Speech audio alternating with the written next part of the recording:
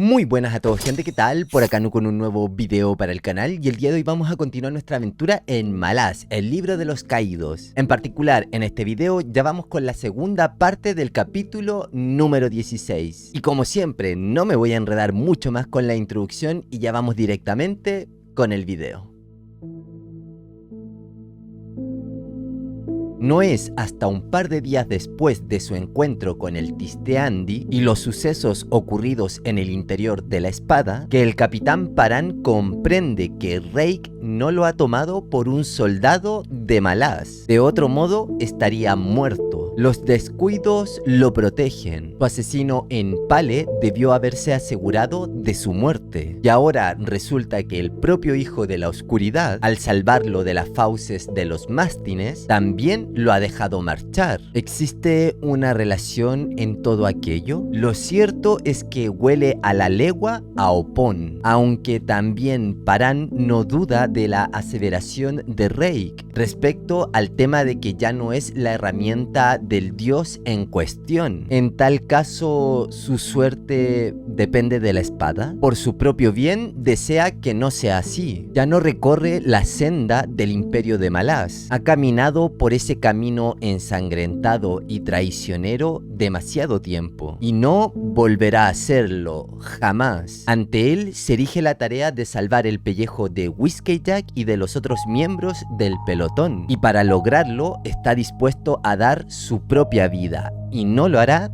de mala gana. Algunas cosas sobreviven a la muerte de un hombre, y quizá exista una justicia ajena a la mente humana, ajena incluso a los propios ojos de los dioses y diosas hambrientos, algo puro, reluciente y decisivo. Algunos sabios cuyos textos ha leído en el tiempo en que estuvo estudiando en la capital de Malaz Unta, exponen lo que a él se le antoja una idea absurda. La moral no es relativa, dicen, ni siquiera existe como tal en el reino de la condición humana. No, consideran la moral como un imperativo que abarca toda la vida, una legislación natural que no obedece a los actos salvajes de los animales, ni a las altaneras ambiciones de los seres humanos, sino a otra cosa, a algo inexpugnable, simplemente una búsqueda más de la certeza, piensa Paran. Endereza la espalda en la silla, con la mirada puesta en el sendero que serpentea ante él entre colinas bajas. Recuerda haber discutido sobre ello con la consejera Lore, en una época en que ninguno de los dos se veía constreñido por el mundo exterior. Otra búsqueda de la certidumbre, había dicho ella con tono bronco, cínico, poniendo punto y final a la discusión, casi igual como si hubiese clavado la punta de un cuchillo en la mesa empapada de vino que los separaba. Paran tiene entonces la sospecha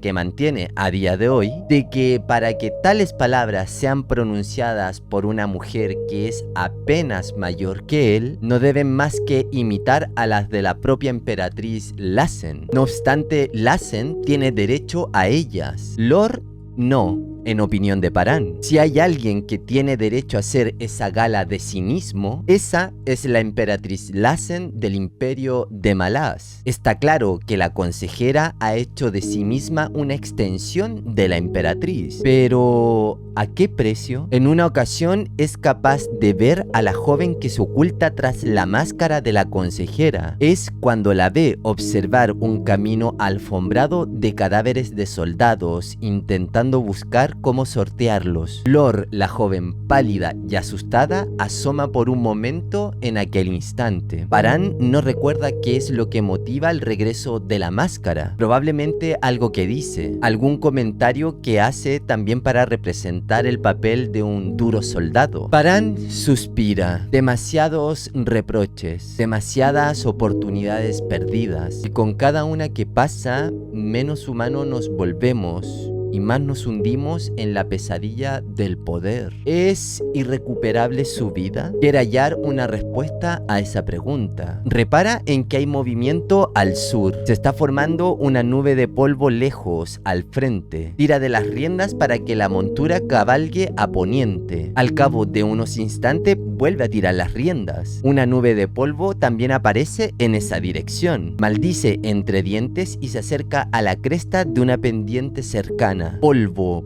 polvo por todas partes. ¿Una tormenta? Se pregunta un momento. No, el estruendo es demasiado constante. Cabalga de vuelta a la llanura y frena el paso del caballo mientras se pregunta qué hacer. La nube de polvo se convierte en un muro. El rumor crece cada vez más. Paran entrecierra los ojos para protegerlos del polvo. Hay unos bultos gigantescos en movimiento. En unos instantes se ve rodeado de bederines. Ha oído historias acerca de estas criaturas peludas que se desplazan por las llanuras interiores, en manadas que cuentan con miles de ellas. A su alrededor Paran no ve más que el pelaje pardo rojizo y los lomos polvorientos de los animales. No hay lugar a donde dirigir el caballo, ningún lugar donde refugiarse. Percibe un movimiento brusco por el rabillo del ojo, en el suelo. Quiere volverse, pero un objeto pesado lo alcanza en el costado derecho, tirándolo de la silla. Paran cae en el polvo como un saco de patatas, maldiciendo, forcejeando con unas manos de dedos nudosos, con alguien de pelo negro. Levanta la rodilla y lo golpea en el estómago. Su adversario cae hacia un lado, falto de aire. Paran se pone rápidamente en pie y se encuentra frente a un joven envuelto en pieles. El muchacho se incorpora también y va directo hacia el capitán. Paran se aparta y alcanza de un solo golpe la sien del atacante, que cae a un lado inconsciente. Entonces se oyen unos gritos agudos que provienen de todas partes. Los bederín se apartan y por los huecos surgen sombras que se acercan a Paran. Son los Ribi, enemigos declarados del imperio, aliados en el norte de Caladambrut y la Guardia Carmesí. Dos guerreros se acercan al muchacho inconsciente. Lo sujetan uno de cada brazo y se lo llevan arrastrando. La manada se ha detenido. Se acerca otro guerrero que observa engallado a Paran. Su rostro cubierto de polvo luce pinturas rojas y negras, cuya trayectoria parte en los pómulos, sigue a la mandíbula y luego alrededor de la boca. Lleva en sus anchos hombros una piel de bederín. Se detiene a menos de un brazo de distancia de Paran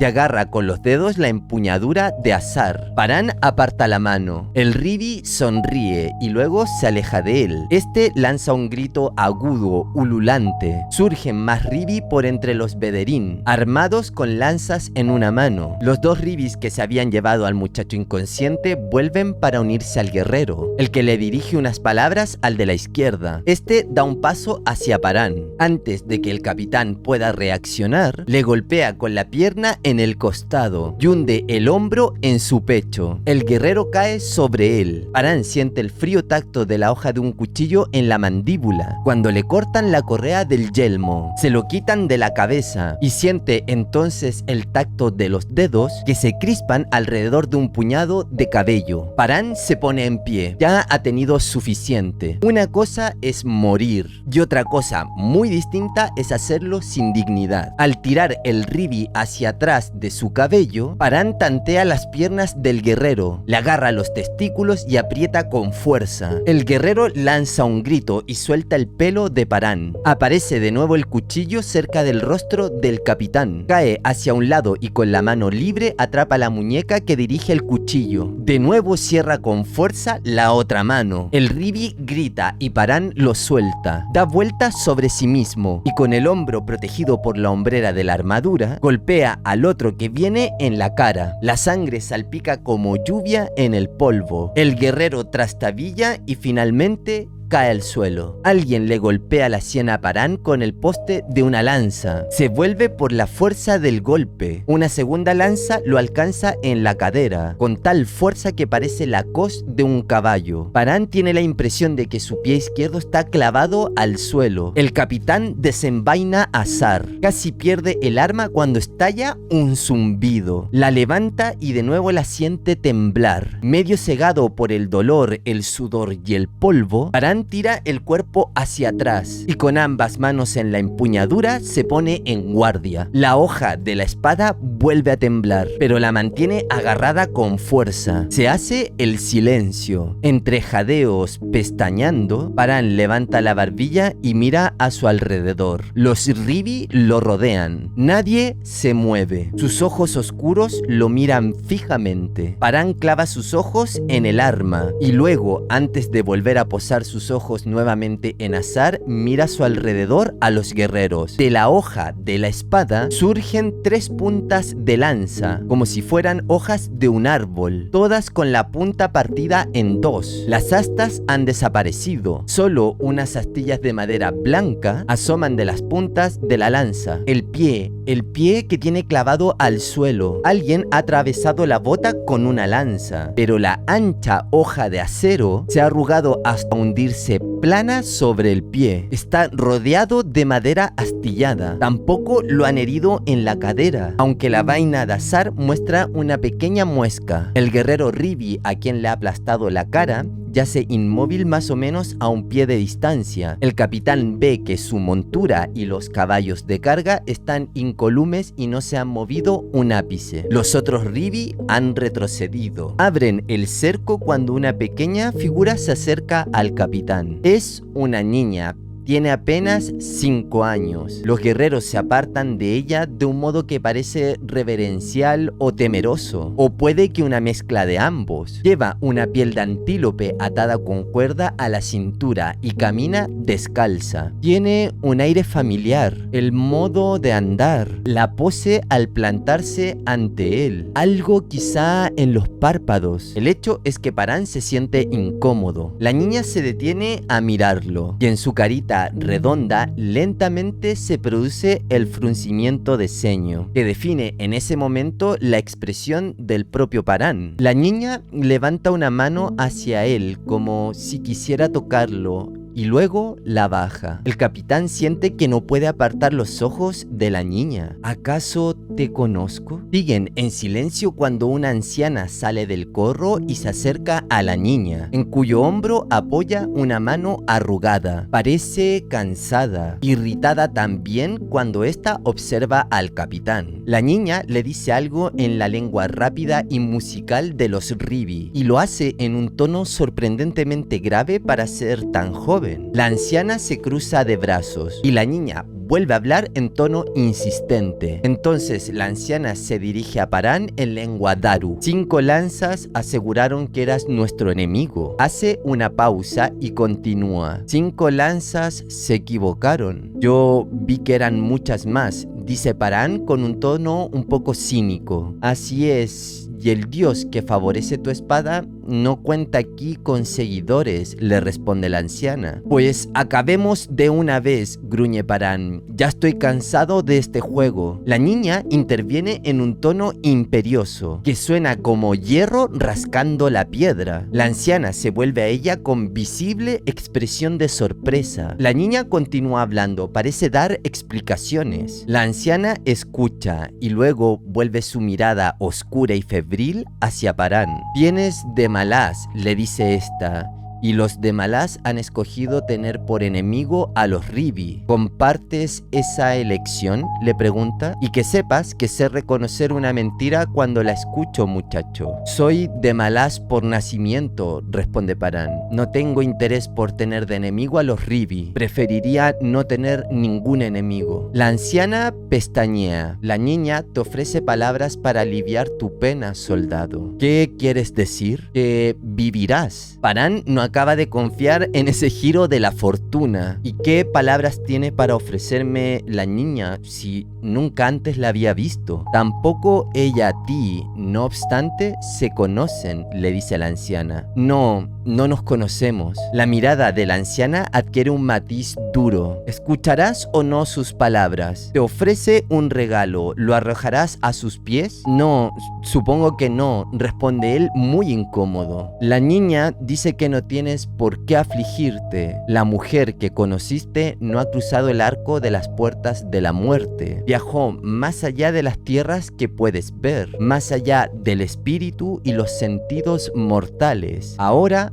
ha regresado. Debes tener paciencia, soldado. La niña te promete que se volverán a encontrar. ¿Qué mujer?, pregunta Parán con el corazón en la garganta. Aquella que tú crees muerta. Parán vuelve a mirar a la muchacha. Siente de nuevo esa sensación de familiaridad, y esta vez como un golpe en el pecho que lo tira hacia atrás. No es posible, susurra Parán. La muchacha retrocede entre la nube de polvo y entonces desaparece. ¡Espera!, le grita Parán. Se oye otro grito. La manada pone movimiento, tapando a los Ribi. En apenas unos instantes, lo único que puede ver Parán son los lomos de las bestias gigantescas. Piensa en abrirse paso entre ellas, pero comprende que hacerlo supondría su muerte. ¡Espera!, repite el capitán. El ruido de centenares de millares de pasos resuenan en la llanura, ahogando su voz. Es Belahada, piensa Parán. Transcurre más de una hora hasta que la retaguardia de la manada pasa de largo. Cuando la última bestia ha pasado, Parán mira a su alrededor. El viento arrastra la nube de polvo al este, sobre los montecillos. Parán monta nuevamente y vuelve el caballo al sur. Las colinas Gadrovi se alzan ante él. ¿Qué has hecho, Belahada?, recuerda a Tok señalando el rastro de pequeñas huellas que parecen salir de las cenizas. Los últimos restos de Belurdán y Belahada. Por el aliento del embosado, ¿tú lo planeaste? ¿Y por qué los Ribi? Has renacido y puede que ya tengas 5 años, quizás 6. ¿Siquiera sigues siendo mortal, mujer? ¿Te has convertido en un ascendiente? ¿Has encontrado un pueblo, gente extraña, primitiva? ¿Pero con qué objeto? Y cuando volvamos a encontrarnos, ¿qué edad aparentarás tener? Piensa de nuevo en los Ribi. Conducen la manada hacia el norte. Carne suficiente para alimentar a un ejército en marcha. Caladan Brut va de camino a Pale. No creo que Duyek esté preparado para algo así. El viejo Umbraso corre peligro. Cabalga otras 2 horas antes del anochecer. Más allá de las colinas Gadrovi se extiende el lago Azur y Daruyistán. Y dentro de la ciudad, Whiskeyjack y el pelotón. Y dentro de ese pelotón, la joven a la que llevo durante 3 años preparándome para conocer. ¿El dios que la posee será acaso mi enemigo? La pregunta que le enfría el corazón llega sin avisar. Dioses, menudo viaje este. Y eso que esperaba cruzar la llanura sin llamar la atención. ¡Buah!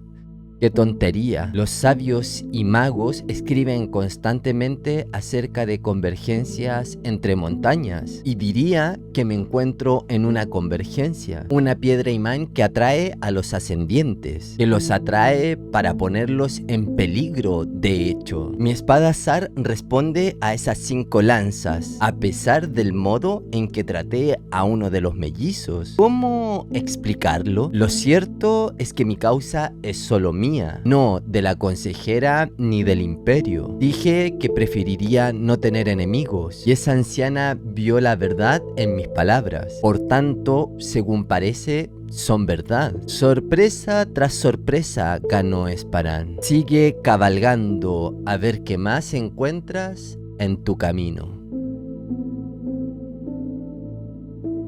El sendero asciende por la ladera y el capitán espolea el caballo colina arriba. Al alcanzar la cima, tira con fuerza las riendas, se echa atrás en la silla y destraba la espada. Un hombre cubierto en armadura se esfuerza por ponerse en pie tras un modesto fuego. A su espalda hay una mula. El hombre trastabilla, apoyando el peso más en una pierna que en la otra, y desnuda la espada bastarda en la que a continuación se apoya observando al capitán Parán. Parán asusa la montura, observando a uno y otro lado el lugar en el que se encuentran. Por lo visto, el guerrero está solo. Frena el caballo cuando apenas los separan unos 10 pasos de distancia. El guerrero se dirige al capitán en lengua daru. No estoy en condiciones de luchar, pero si quieres pelea, la tendrás. De nuevo Parán se descubre agradecido por la insistencia de la consejera respecto a su educación, ya que gracias a ella logra responder con la misma fluidez que podría responder un nativo. No,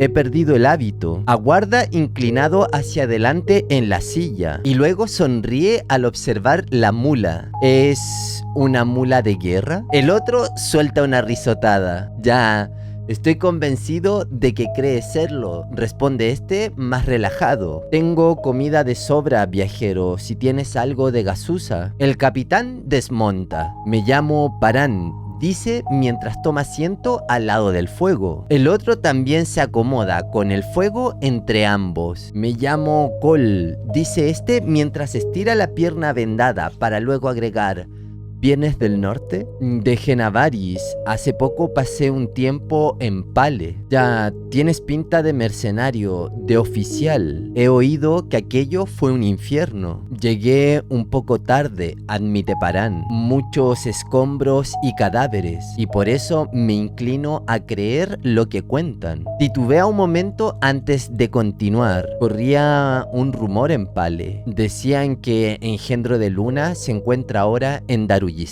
Col gruñe de nuevo al arrojar un puñado de ramas al fuego. Así es, responde este. Señala con un gesto el caldero apoyado en las brasas. Es caldo, por si traes hambre. Adelante, sírvete. En ese momento, Parán se da cuenta de que está hambriento. Acepta el ofrecimiento de Col muy agradecido. Mientras come con una cuchara de madera que su anfitrión le presta, piensa en preguntarle por la herida en la pierna, pero recuerda el adiestramiento de la garra. Cuando uno interpreta el papel de soldado, debe hacerlo a fondo. Nadie pregunta por lo que es obvio. Si alguien te mira a los ojos, finges no verlo y te quejas del mal tiempo. Todo lo importante sucederá a su tiempo. Los soldados no tienen aspiraciones. La paciencia se convierte en ellos en una virtud. No solo en una virtud, sino una justa, la de la indiferencia. De modo que Parán vacía la marmita. Entre tanto, Col aguarda silencio, azuzando el fuego, añadiendo alguna que otra rama de las que ha amontonado a su espalda, aunque es un misterio de dónde ha sacado toda esa leña. Finalmente, Parán se limpia la boca con la manga y frota la cuchara hasta dejarla tan inmaculada como puede sin recurrir al agua. Una vez recostado, eructa. De modo que te diriges a Daruyistán, le dice Col. Así es. ¿Y tú? En 1 o 2 días podré hacerlo, supongo. Aunque no puede decirse que ande ansioso de entrar a la ciudad en lomos de una mula. En fin,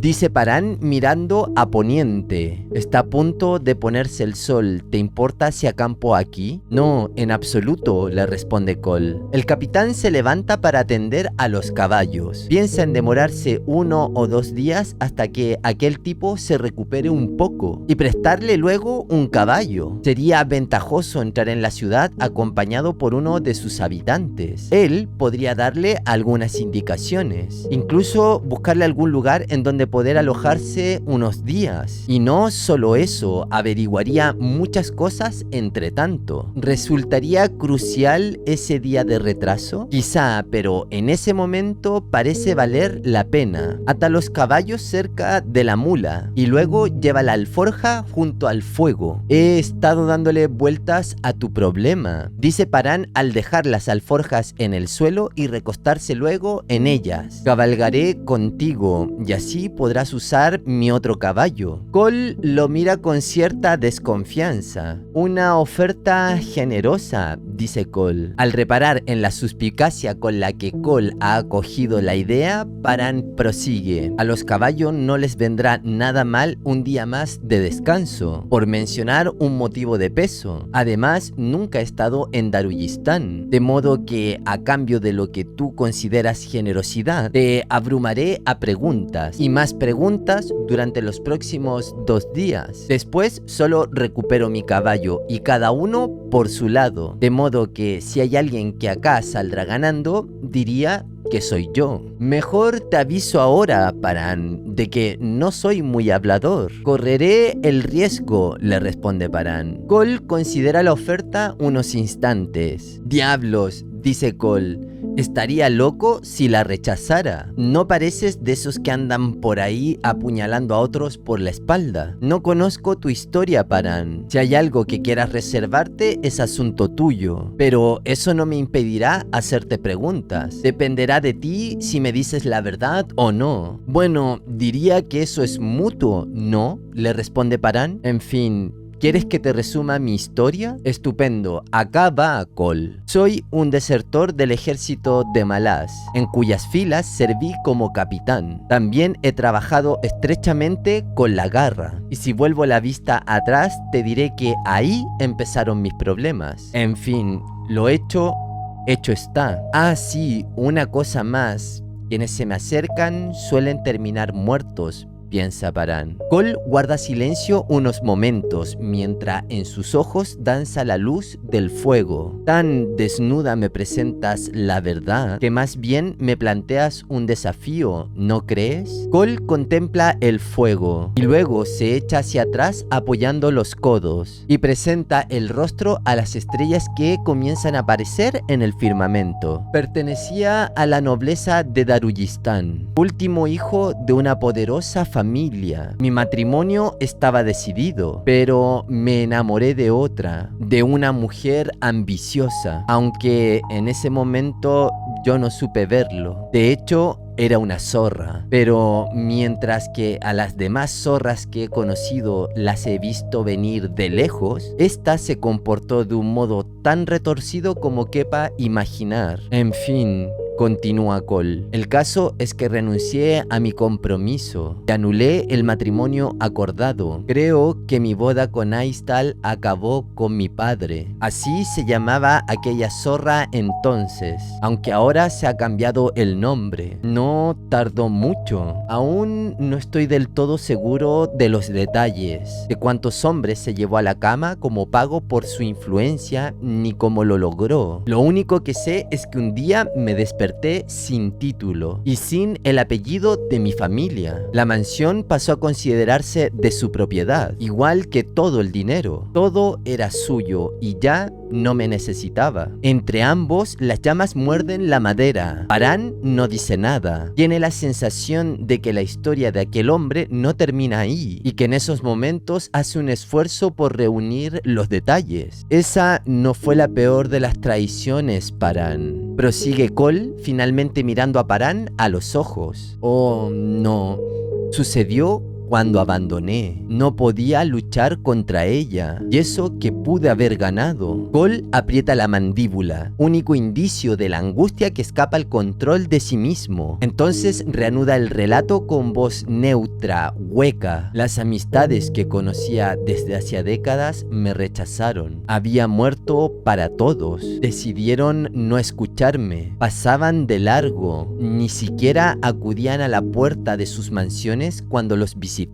Estaba muerto, Paran. Incluso así figuró en los registros de la ciudad, de modo que estuve de acuerdo con ellos y me alejé. Desaparecí. Una cosa es hacer que tus amigos lloren tu muerte en tu cara, y otra muy distinta, traicionar tu propia vida, Paran. Pero como tú bien lo has dicho, lo hecho está. El capitán aparta la mirada y entorna los ojos a la oscuridad. ¿A qué obedece esa necesidad humana por destruirlo todo? Se pregunta. Los juegos de la alta sociedad, dice Paran en voz baja. Nací en el seno de la nobleza, igual que tú, Cole. Pero en Malaz tuvimos que enfrentarnos a un rival de nuestra misma altura, el viejo emperador. Nos aplastó una y otra vez, hasta que inclinamos la cabeza como perros aplastados, apaleados durante años. Claro que solo era cuestión de poder, ¿verdad? No hay lecciones bastante importantes para que un noble deba prestarles atención. Vuelvo la vista hacia los años que pasé en compañía tan retorcida y hambrienta de poder y los comparo con la vida que llevo ahora, Cole, y comprendo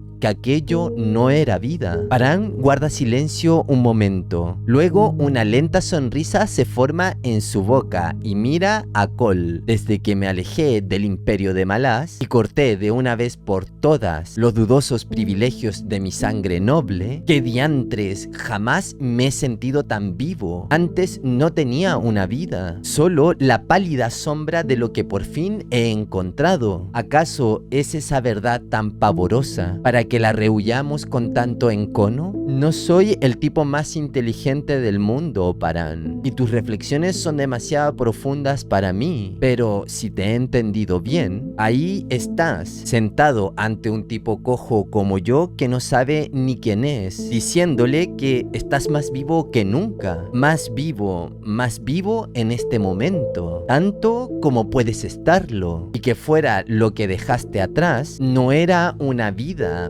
¿Me equivoco? Dímelo tú, Cole. Cole tuerce el gesto y se pasa la mano por el cabello. El caso es que la quiero recuperar, dice Cole. Quiero recuperarlo todo. Paran se pone a reír y sigue carcajeándose hasta que tiene calambres en el estómago. Cole sigue ahí sentado mirándole y poco a poco nace una risa ronca en su pecho. Se voltea para recoger más leña y arroja al fuego todas las ramas que le quedan. En fin, Paran, maldita sea, dice con esas arrugas que se forman en los ojos de tanto reír. Has surgido del mar como un rayo enviado por un dios y lo agradezco más de lo que nunca jamás podrás llegar a imaginar. Paran se seca las lágrimas que le empañan los ojos de tanto reír. Por el aliento del embosado, dice este. Somos como un par de mulas cargadas de pertrechos de guerra y con ganas de hablar, ¿no te parece? Supongo que sí, Paran. Escucha, si hurgas un poco en las alforjas, encontrarás un barril de vino de congoja. Hará una semana que lo vendimiaron. El capitán se levanta. ¿Y qué significa eso?, le pregunta Paran. Significa que tiene el tiempo contado, responde Cole. Genial, y antes de terminar, y como siempre, vamos a volver sobre lo que acabamos de ver para revisar algunos puntos importantes. Por un lado tenemos que ante la injusticia que lo rodea, ante el sentimiento de no poder hacer nada por vengar a quienes ha querido y ha perdido, Paran hace una curiosa reflexión sobre la justicia, recordando escritos que proponen que la moralidad, de forma muy básica, aquello que entendemos como lo que está bien y lo que está mal, no es una subjetividad sometida a la relatividad cultural, a las relatividades de épocas, etc., sino más bien la moralidad sería un imperativo de la vida, una legislación natural, una ley natural de la existencia que va mucho más allá de los humanos, los pensamientos, las épocas, los gustos, las opiniones, incluso mucho más allá de los propios dioses. Y si esto es así, seas quien seas, dios, humano o animal, recibirás la justicia de la existencia, de la vida misma. Aunque después Paran simplemente finaliza su reflexión concluyendo que no es más que otra forma de buscar certeza en un mundo incierto. O al menos esa había sido también la conclusión con la que llegó con Lore en esos tiempos en que reflexionaban sobre estos temas. Y por otro lado tenemos que Paran se reencuentra con Velahada en la llanura Ribi. Recordemos que Velahada hizo una conmutación de alma para poder derrotar a Belurdan y salir de ahí con vida. Porque recordemos que Belurdan tenía la misión de atraparla y llevarla de vuelta con Taishren. Y esta conmutación de alma la hizo al cuerpo de Escalofrío. Un cuerpo que ya estaba en estado de putrefacción, pero que conservaba el hechizo de conservación que que la misma Belahada le había puesto. Una vez sucedido todo esto, Carroll utilizó el sueño de Krupe, que es un espacio seguro, para guiar a Belahada hasta ese lugar, donde una Rivi y un Imas darían parte de sus poderes para que ésta volviese a la vida. Y ya desde ese mismo momento se nos presenta que esta niña será una chica excepcional, hija de padres muy poderosos, de naturaleza soletaquén. Por eso es que Paran se encuentra con una niña que ya tiene 5 años, no una bebé como cabría esperar de un crecimiento normal. Su crecimiento es aceleradísimo y la propia vieja Rivi le dice a Paran que la niña le está comentando que dentro de poco se volverá a encontrar con aquella mujer que él creía muerta. Y con esto de encontrarse en poco, posiblemente se refiera a que el desarrollo de ella va muy acelerado, lo que, como ya dije, se explica por la naturaleza de sus padres y por la misma naturaleza también de Belahada, que ya en sí era poderosa. La pregunta que cabe hacerse ahora, y que ya Krupe en su momento también se lo preguntó a Carroll, es ¿cuánto de la real Belahada habrá en la nueva mujer? Y la respuesta es que no lo sabemos. Ni el mismísimo dios ancestral Carroll pudo aclararle aquello a Krupe, así que tan solo nos queda esperar. Y por otro lado, nos enteramos de la triste historia de Cole. Ya anteriormente, algunas pinceladas nos habían dado para poder entender por qué el personaje se encuentra como se encuentra hoy en día. Pero ahora es él mismo quien nos explica esto. Creo que la historia queda bastante clara en sí misma, pero me parece interesante detenernos un momento a pensar en lo brutal de su martirio. Es que no solo es una mujer que lo haya usado, le haya quitado el dinero y lo haya abandonado, es que literalmente le quitó su vida. Incluso en los mismos registros oficiales de la ciudad aparece como muerto. Ni su familia ni sus amigos le hablan. El pobre hombre ha perdido de forma literal todo. Y ahora ya podemos entender bastante bien por qué es que se encuentra constantemente en estado de ebriedad. Una triste forma que utiliza para poder evadir su terrible sufrimiento. Y con eso ya llegamos al final de este video. Espero sinceramente que la información que te he traído te haya gustado, te haya servido. Sobre todo, como siempre, que la información te haya quedado clara. Si es así, obviamente que agradecería un buen me gusta en el video. Un comentario, bueno, nunca está de más. Y nosotros nos estamos encontrando nuevamente por acá mismo para continuar con más aventuras en Malaz, el libro de los caídos. Así que nos estamos viendo. Chao, gente.